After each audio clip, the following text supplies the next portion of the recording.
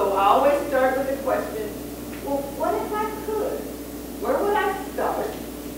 What would I have to do first? And that gets you pointed somewhere, and then, you know, this lady said, well, we don't teach that, but there's math. I guess you would have to know a lot about mathematics. Now, she had said engineering first. I'd have an engineering degree. But she said mathematics first. And so I would enroll the schools in mathematics. Because that was a way to get pointed in the direction I wanted to go. Now, this person knew less about what was going on probably than I did, even at the time. But it was a way to get started. So that's my first question. Well, what if I could? And boy, I could tell a whole hour's worth of stories about things that I've gotten into because I asked that question. What if I could? And I think that's a good place for all of you to start. What if I could? What would I have to do first? How could I get more information?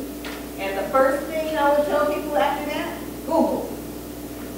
Take whatever the word is, go to find a computer, put the word into Google and see what comes up. There is something out there on any topic you can possibly think of as a way to get started. I love Google. So, and these are some other words you can say instead of I can't, I need to, I should, and or I'll try. And instead of I'll try, I intend to. You know, intent is good, try is hard. Well, it's in my never used words. Because you can always say, well, I tried, and have done absolutely nothing. Okay, so let's get to the end of this. You can ask better questions and make better choices in the moment as a result. And the first, the most empowered question is, what can I do? And then the victim question is, well, why is this happening to me? Well, why don't they do something about it? Who's they? Okay? So that, and which one of these questions gives you the most control? What can I do?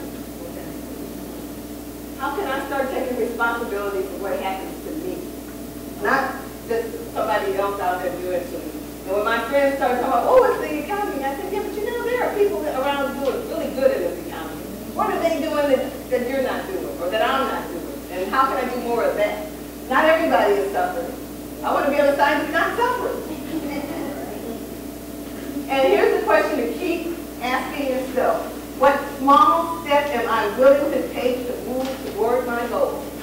And these are just some pointers about, you know, when you're in action, it moves you forward. And sometimes it requires courage, and it does help you get unstuck. And then when you do nothing, that is a decision too, by the way, not to do anything to help yourself out of whatever you're in. It does nothing. It keeps you in the path. It indicates fear, but you might, you know, you can have fear even when you're taking action. And because I have been scared to death of some of them. The first time I got up to speak in front of people, I was scared. I'm not scared anymore. I never know what. But, you know, but you have to start somewhere. And inaction keeps you stuck. And this is really the last slide. It all starts with believing you can. Those who win are those who think they can. So, you get what you expect. Expect positive expectations. The choice of what you believe is up to you. So believe in yourself and go for it. So